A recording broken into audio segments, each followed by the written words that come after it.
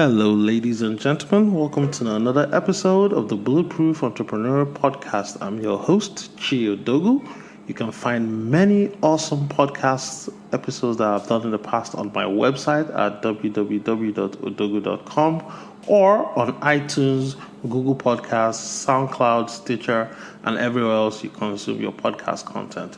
So, it's 2018, and as we start to get into the summer season, I decided that, you know what, I want to create a series that is just going to be based on personal development for everyone out there that's going to be taking their summer vacation. So what did I do? Well, I'll tell you what I did. So I took a bunch of my interviews that I've done during the course of the year and I repackaged them into a special series that I'm calling the Summer Personal Development Series. So basically, each episode is jam-packed with actionable items that you can use to develop yourself while you're on your downtime. They're not up to an hour long, and of course, each guest is a noted expert in their field. They're going to teach you everything you need to know to improve yourself, not just spiritually, physically, mentally, emotionally, but psychologically as well. So you're going to get a total package for your summer vacation consumption needs. So whether it's trying to learn a new skill, become an expert, acquire more skills during the summer break so you can improve your positioning in your office when you get back from the summer. So my first guest in this summer professional development series is Heather Dominick. Heather is a noted expert in the field of psychology, entrepreneurship, and business improvement. She runs what is called the Highly Sensitive Entrepreneurs Program, where she teaches entrepreneurs who are classified as highly sensitive how to take advantage of their natural abilities in order to succeed in a world that does not understand them. Without further ado, here's Heather Dominick and our conversation on what it means to be a highly sensitive entrepreneur. Hey everyone, welcome to another exciting episode of the Bulletproof Entrepreneurial Podcast. My guest today is Heather Dominick. Heather is the founder and leader of the Highly Sensitive Entrepreneur Movement. She's an author, thought leader, and speaker. She helps highly sensitive entrepreneurs take advantage of their unique skill sets that have been naturally coded into their DNA so that they don't feel as if they were born at a disadvantage because of being highly sensitive. She's collaborated with the likes of Bette Midler. She's won several awards, including the 2015 Best of Manhattan Coaching Award, as well as being the creator of the 2014 Stevie Award winning virtual event A course in business miracles. I beg your pardon, that's a disjointed description of it. But Heather is an exceptional facilitator and teacher. Her flagship course is titled the 21-Day Discovery Series, and it attracted close to 6,000 official registrants from around the world, including Iceland, from my home country of Nigeria, Russia, Asia, South America, Australia, Europe, and of course, the US. So I'm pleased to have her on the show today to tell us a little bit about herself, her business, and of course, what it means to be a highly sensitive entrepreneur. So with that said, Heather, welcome to the show. Thank you so much. I'm so happy to be here and so happy to be talking to you today. Great, Heather. So tell us a little bit about your background and into your entrepreneurial journey. How did you get started in all this? Yeah, well, I'll try to have the shortest version as possible. Sure. Because it has definitely been quite a journey. This will probably sound a little bit weird, but I can probably thank Osama bin Laden for the start of my business. And what I mean by that is I happen to be one of the New Yorkers who lived through 9/11. Mm-hmm. And I was working as a high school drama teacher at the time. And I lived just about a mile from ground zero and worked just a little bit over a mile from ground zero.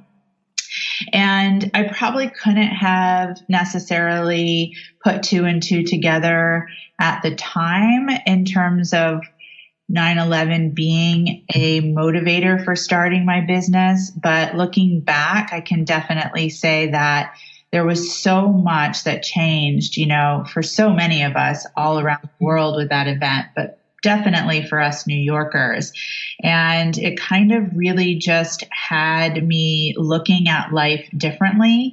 And though I loved the work that I did with my students, and I loved my students dearly, I was very frustrated, felt kind of caged in by the public school system, and really felt motivated to start my first business. And probably again, because of 9/11, I didn't really have, let me say this, I had a big dose of ignorance. So, I plunged in, with ignorance on my side in terms of it being a motivator rather than a deterrent at the time. Okay. So what was your first foray into entrepreneurship? What did you do to get going? And how did you change over the years? Yes. So my first business was as a nutrition and wellness coach. And so I had received my certification while I was still working as a high school teacher. And really the drive for that, as I said, came from this, massively fast, different perspective on the world, as well as just a passion, my own personal passion for eating well and the power of whole foods in our life. And when I started that business, as I mentioned earlier, there was definitely a big dose of ignorance. And so I would say the energy that was driving those first couple of years was kind of a combination of that ignorance and pure terror. I just had no idea really what it meant to be self-employed. So I was just constantly teaching myself along the way. And part of that teaching process is I began to merge my spiritual life with my business life, really just as an attempt to manage that massive fear that I was experiencing. And for me, my spiritual life has focused around the psychological and spiritual curriculum of A Course in Miracles for the last 30 plus years, pretty much since my mother passed away when I was 14. And that really supported me in being able to keep my head above water. And then at the time, within my first couple of years of being in business, I had built my business up to full capacity. And then other wellness practitioners started asking me what I was doing to be able to be in business full-time successfully. Because especially at that time, it was more rare than it is now to be able, or I should say for those who are interested in the holistic healing arts to be able to have a full-time practice. And so I started sharing. I started just kind of really shyly sharing, actually, the spiritual approaches I was taking to marketing and selling. And it kind of caught on and others wanted to know more. And so that became my first transition, where I transitioned from nutrition and wellness into coaching and teaching spiritual marketing principles. And from there, not to go too on and on here, but from there, about 8 years ago, was the first time that I had brought my business across the $1 million mark. And it was a time that, really should have been absolutely celebratory, but instead I just found myself massively overexhausted and massively overwhelmed. And which really put me into a place that I can really clearly and confidently say was a dark night of the soul. And I really had to dig deep in terms of why I was doing what I was doing. And what came out of that was an understanding that I'm highly sensitive. And I hadn't really heard the phrase before that time. And it's a phrase that's been coined by Dr. Elaine Aron, who's the founding researcher of the highly sensitive persons from her work in the early 1990s. And learning that I was highly sensitive made such a difference because it really showed me that I was meant to be approaching my business differently than I had been up until that point. And that was really the the impetus, the motivator to move into the third transition, which is my current incarnation, where I have over the last 8 years built up this great body of work in terms of research and development and tools and teachings that support those of us who are highly sensitive in regards to what we need to do and how we need to be in order to be self-employed and financially successful. So that's a little bit of the transitions and journey along the way over the last 15 years. Nice. So let's break that down a little bit. When you say highly sensitive, what do you mean? Because somebody listening without having the research background to know what Dr. Elaine Aaron taught would think, oh, somebody who's highly sensitive is someone who's very emotional, who wears their heart on your sleeve. They can't take criticism or anything of the sort too well. So what do you mean by highly sensitive? Yes, absolutely. Great and important question. So the way that Dr. Aaron really describes a person who is highly sensitive is, first of all, 20% of the global population are born into the world this way. And this way means that your nervous system is wired differently than someone who is not highly sensitive. And what that means is that those of us who are highly sensitive tend to respond to stimulation in a much more extreme way than someone who's not highly sensitive. And that stimulation could be anything from sound to smell to just really exchanges of energy. And that can really be a massive detriment when you don't know how to work with your highly sensitive nature. But when you learn how to work with your nature, it actually can be quite powerful. And so really, truly, those of us who are highly sensitive, we're literally coded to be great coaches and great healing practitioners and great creative entrepreneurs. But again, it's the breakdown of needing to learn how to approach the marketing, selling, and operations in a way where we can come from our strengths rather than our shadows. Love that. So, today is International Women's Day. So, yes. In alignment with that, are women only highly sensitive, or does it apply to men too? That is a great question. That is a great question. And it absolutely applies to both men and women. However, I will say that I would say this, that just within recent years, women are beginning to accept and embrace what it means to be highly sensitive. And my experience has shown me that it's a longer journey for men, and mostly because of, cultural and societal prejudices, if you will, that really work against women, but also most definitely work against men. But there is no differentiation between men and women in terms of being highly sensitive. Great. So I guess I'm going to add a wrinkle here so that we will make the discussion. I took your highly sensitive entrepreneur quiz. Yes. And my results came out and told me that I am super uber.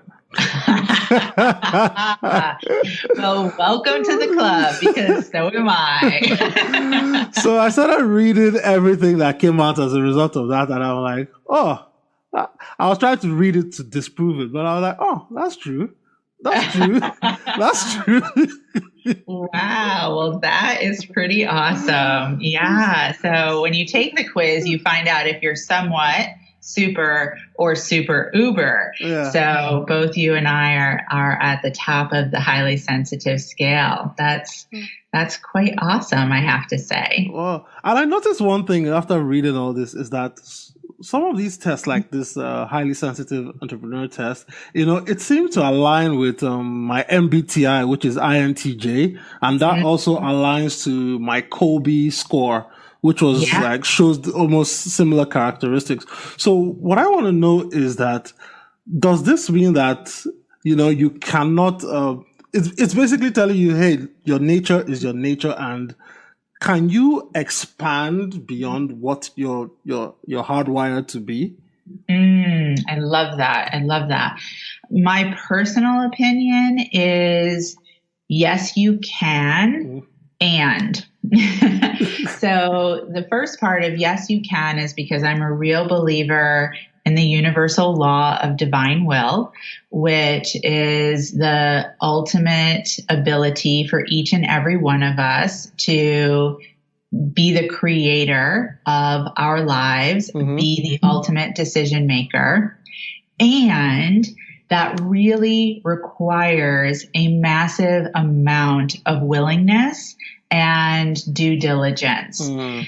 And so for those of us who are highly sensitive and feel called to be self-employed, this is really where the work that I do comes in, because I have both an inner and outer approach to my mentoring programs. And the inner piece is really what I'm speaking to right now, which is when you're highly sensitive and you're stepping into being self-employed, your business will challenge you to really look at the beliefs that you've established over your lifetime. And most of them, as for many of us, didn't originate with ourselves. They were shared with us, passed on to us from family of origin, from schooling, from other training, and who knows where we've picked them up along the way. So there's a retraining that must occur. And that's why my business is named A Course in Business Miracles, because as I mentioned earlier, the psychological and spiritual curriculum of A Course in Miracles, in the center of that teaching is that the definition of a miracle is a shift in perception. And that's really what's needed for those of us who are highly sensitive stepping into being self-employed. We must be willing to experience a shift in perception about how we see ourselves, and that we see, first of all, that our highly sensitive nature is not a weakness, but it can actually be a strength. We to be willing to look at our businesses differently, and we need to be willing to approach our businesses differently than those who are not highly sensitive will do. And the majority of the training that's available for people who are self-employed out there is designed by, developed by, and for the non-highly sensitives, which again is where my work comes in. All right. So give us some concrete examples of how a highly sensitive entrepreneur should approach building a business as opposed to what is generally taught. Yes, I love that. So first of all, I've identified 12 top, what I refer to as HSE shadows, and 12 top HSE strengths. So I'll speak to just a couple of the shadows. The real primary HSE shadow is overwhelm. Because again, for those of us who are highly sensitive, our nervous system responds to stimulation differently. I think anybody who has started an entrepreneurial journey or even is considering it can agree that there are a lot of moving parts to being self-employed. Yes, you play and wear every hat. And managing it can be extremely overwhelming. Now, a lot of the tools that are designed for the other 80% in terms of how to manage operations, like time management, for example, like billing, like tracking income, can actually add to the overwhelm for those of us who are highly sensitive. So the approach that I teach when it comes to operations as well as a big part of what I teach when it comes to marketing and selling, is using one of the top HSE strengths, which is intuition. Mm-hmm. How to be able to really use your intuition as an operative tool when it comes to the practical operational aspects of the business.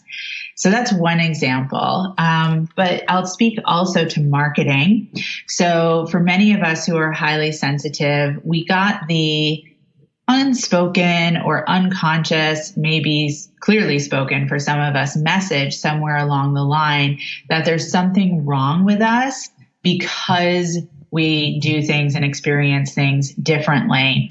So a lot of us have developed what I refer to as HSE coping mechanisms, where we've learned to keep our true selves protected from the outer world.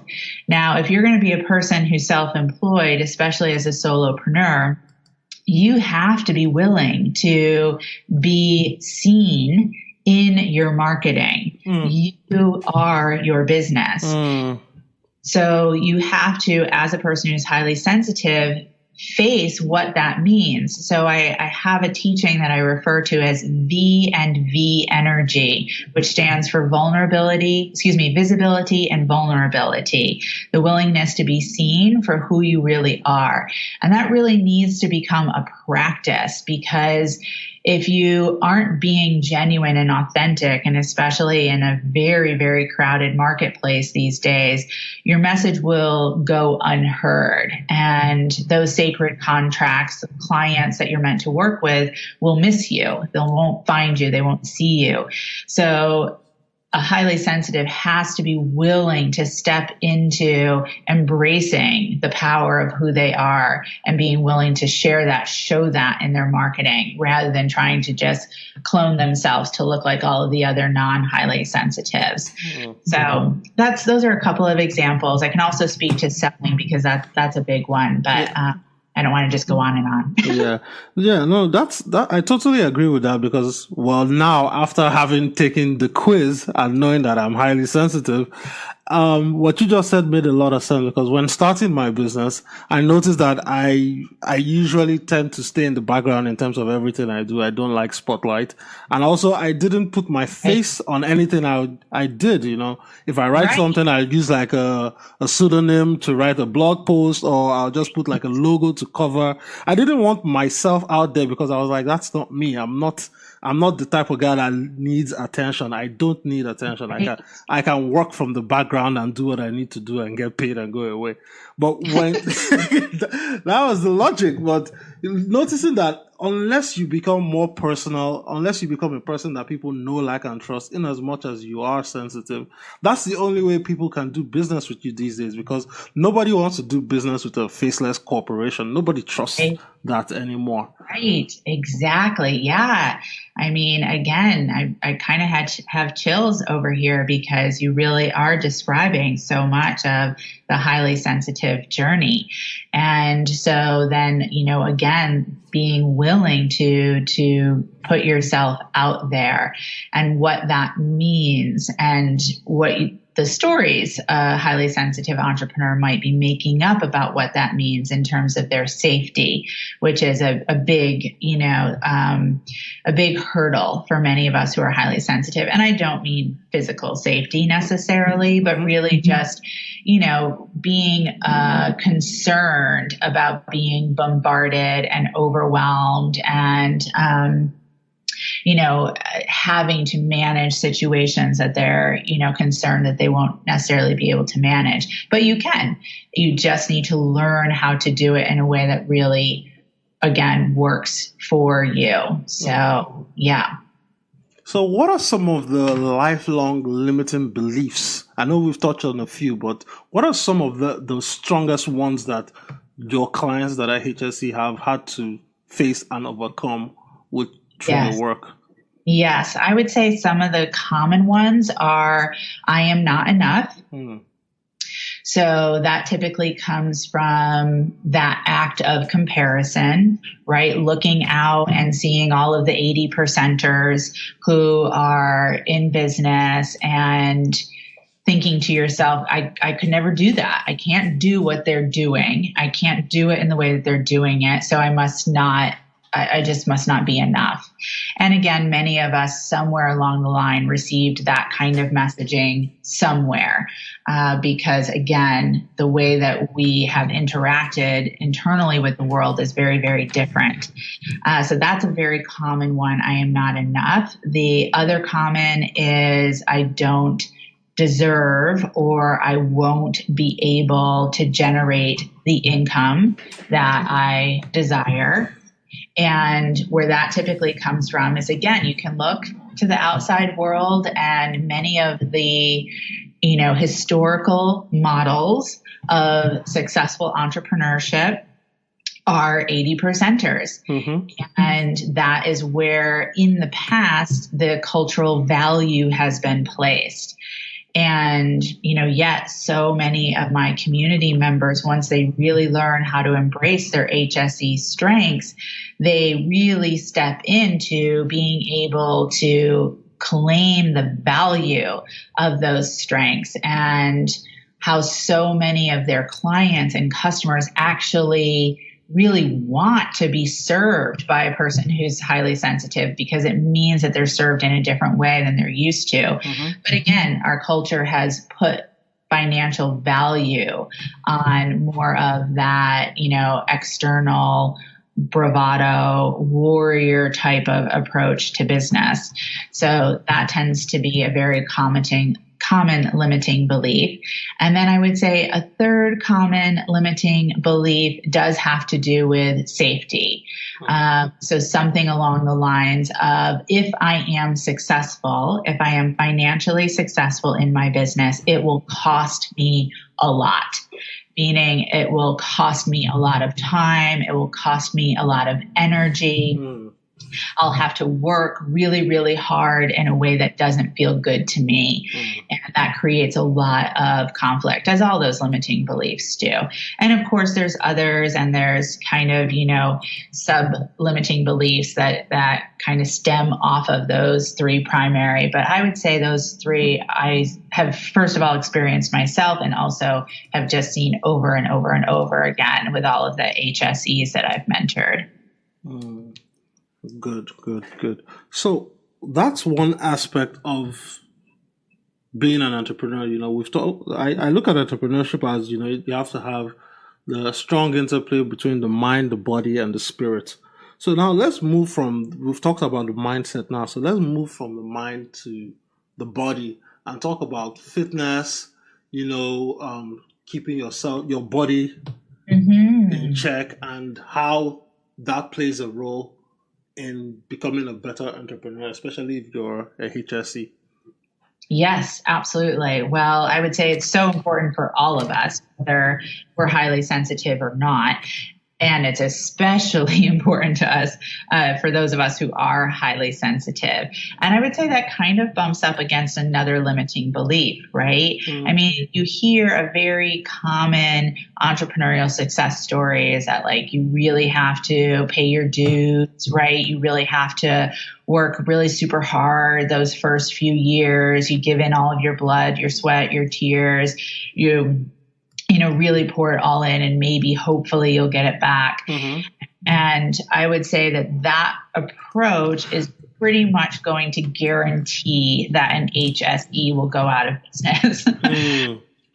So an HSE is, we're actually more productive with the more that we care for our highly sensitive nature, meaning that when you really learn to work in a way in your business that plays to your strengths, then you're actually getting more done in less time.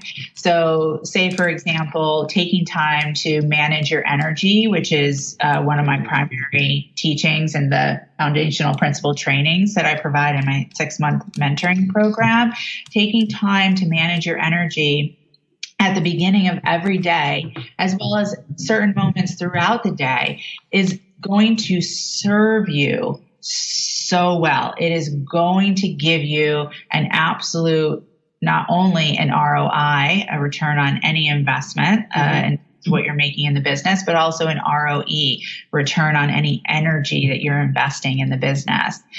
Or again, 20 minutes on a meditation cushion or doing yoga stretches or taking a walk is going to literally allow the instrument of your body to be more finely tuned to access those strengths to work for you in your business.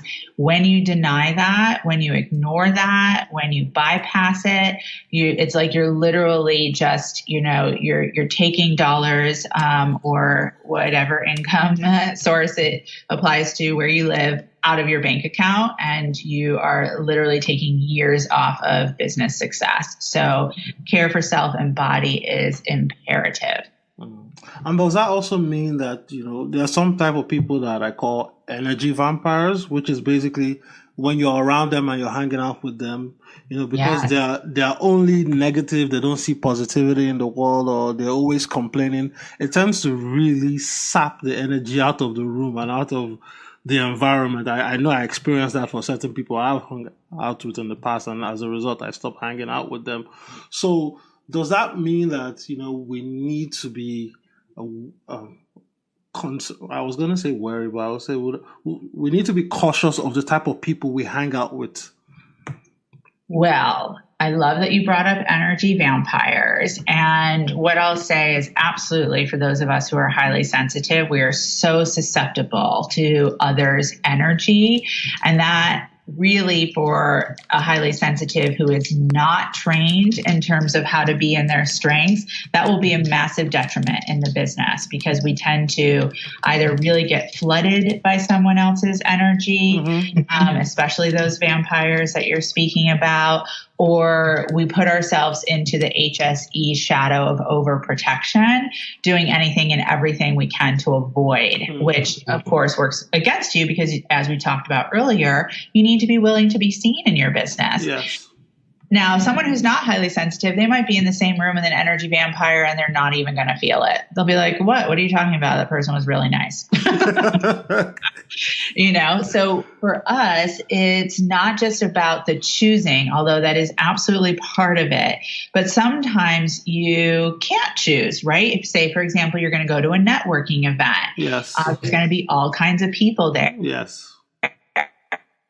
So then it becomes personal responsibility. Again, these are a lot of the tools that I teach, which is how to really use your energy to frame your state of being and your mind so that you're not taking on the energy. I always say, just because you can, meaning that your system is wired to take on the energy, doesn't mean that you have to. But you do need to learn how to approach it differently. So that's a big one when it comes to, energy vampires, being highly sensitive and being self-employed, for sure. And what about the spiritual aspect of this?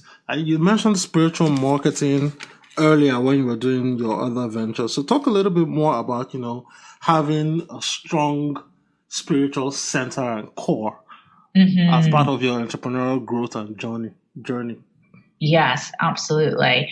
Well, first of all, that's one of our HSE strengths, is we are spiritual by nature.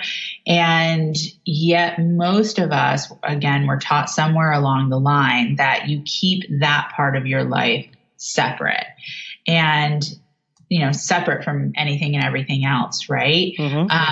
Now, again, when I was starting off and being self-employed, there was a fraction of the teachings and the trainings that are available out there now.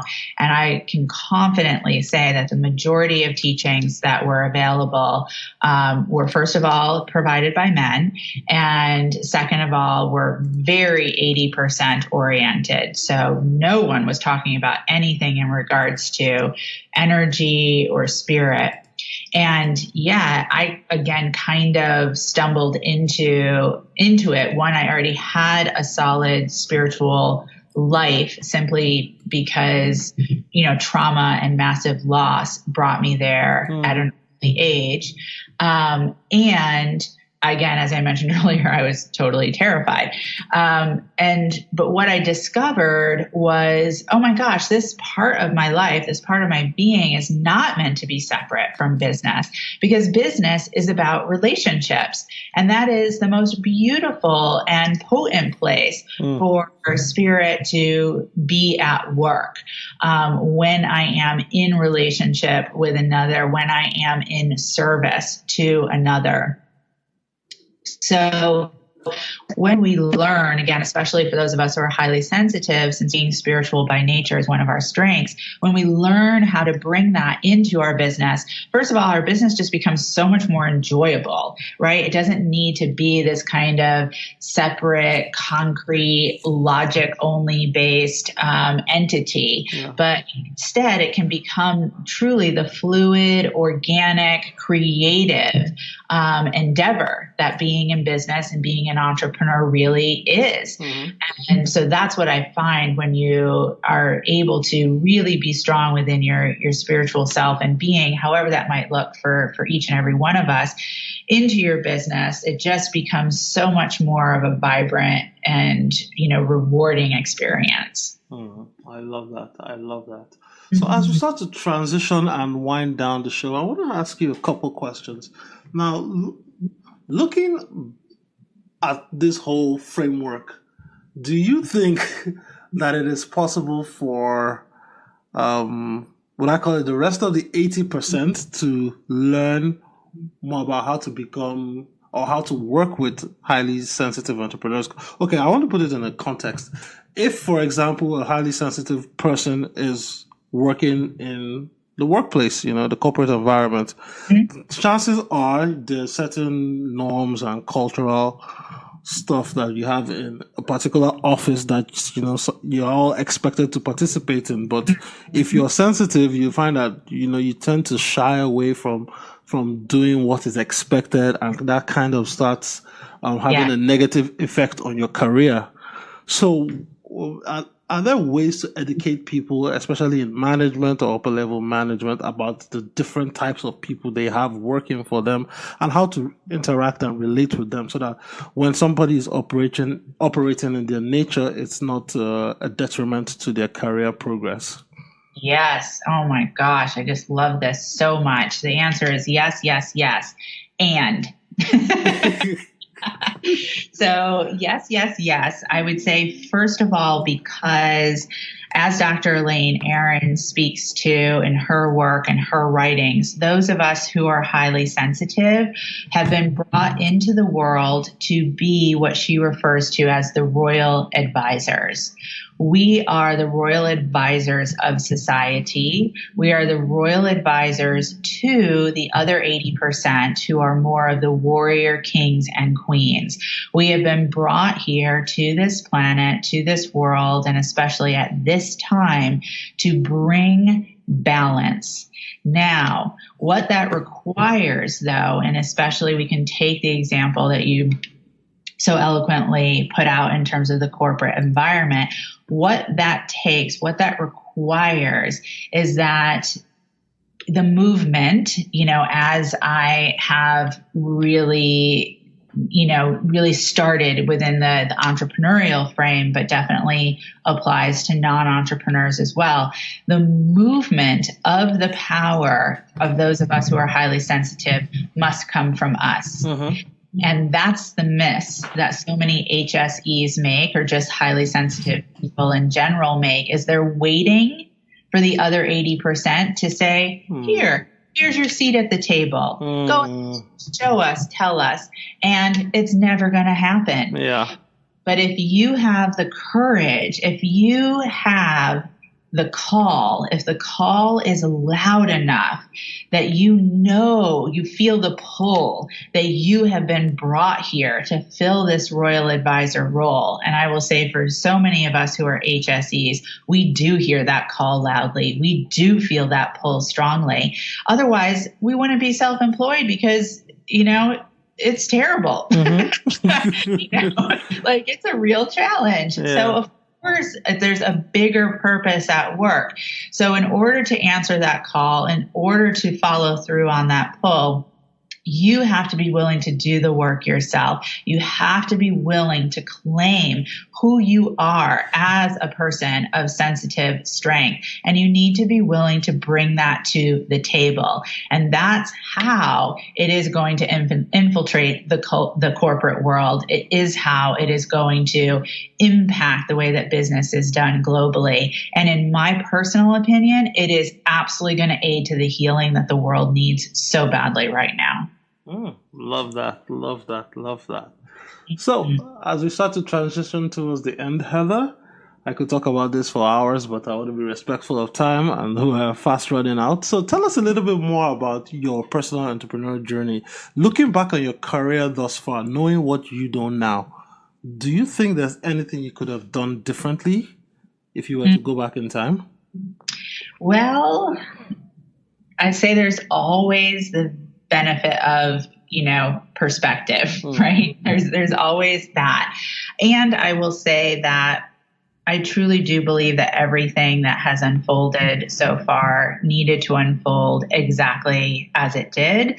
However, if I could go back, if I could give one gift, if you will, to my younger entrepreneurial self, it would be a deeper sense of trust and a deeper sense of belief earlier on to really be able to, I would say rely on the fact that if I was hearing this call, there was a purpose and there was a reason, and to be willing to follow that without needing the external results to give me the proof. And if I had been able to have that deeper trust, that deeper belief earlier on, I do believe that especially those early years would have been a lot easier. Understandable. And what's one of the biggest challenges you've faced in business, and how did you overcome that? Oh, there's been so many. There always are. My goodness, how to pick just one. The one that most memorable sticks out in your mind. Yeah, I would say it goes back to that dark night of the soul about 8 years ago. And the way that I overcame that is, first of all, I withdrew from all of the many external voices that I was connected into. For that time, I was on numerous email lists and following numerous leaders on social media, although social media was just brand new at that time. And I withdrew and I connected in with myself, which is why it was a dark night. But what I did to help myself through that is I continue to just pour my love into the clients that I was working with. I never withdrew from the work. And I really have found that if I allow the work to lead the way, all is and will forever be well. Great. Love that. And with that said, Heather, we've reached the end of the show. I really want to thank you for coming on board to share your words of wisdom about your business and your experience, and especially teaching us a lot more about highly sensitive entrepreneurs and how to leverage your strengths if you're a highly sensitive individual. So before I let you go, tell us where people can find you and get to know about you. Of course, take the quiz. You're going to love it since I've taken it and I enjoy the results being that they match almost completely to my nature. So tell us where they can find you, take the quiz, and then interact with you if they want to learn more. Absolutely. Well, again, I just so appreciate that you took the quiz, and I have loved this conversation with another super uber highly sensitive entrepreneur. So I would say, as anyone who's been listening and you've been thinking along the way of this conversation, oh my gosh, that really just might be me, then I definitely recommend that you take the HSE quiz. And it's really more more of a self-discovery process than a quiz. So if you have any, leftover test trauma from grade school, it's not scary. It's actually really insightful. And you'll find that at www.hsequiz.com. And that's really the best way to begin your journey, because as we've shared already, once you take the quiz, once you complete the assessment, you'll be shown if, first of all, are you highly sensitive or not? And if you are you somewhat of an HSE or a super HSE, or like us, a super uber HSE? And then you'll receive a free success guide to support you in getting started with how to really begin to work with this and how it applies to your business and your life. So hsequiz.com. And you can also always, find me on social media channels in regards to business miracles. And that's it. Great. And I'll put all those links in the show notes. Well, Heather, my friend, thanks for coming on to share your story. I really appreciate you taking the time to do this interview and, of course, teaching us a little bit more about how to leverage our inner strengths, especially me, since now I know what I am. Thank you so much. I've so appreciated this conversation and really appreciate what your podcast offers to the world. And I'm really just so happy and honored to be a part of it. Thank you so much. Thank you, Heather. All right, guys, thanks for tuning in once again to listen to the podcast. If you loved what you heard on the episode today, please leave a review on iTunes, Google Podcasts, SoundCloud, Stitcher, or wherever else you're listening to this podcast right now. It helps other awesome listeners like yourself find the show. So till next time, take care, have a great summer, and of course, stay bulletproof. Bye.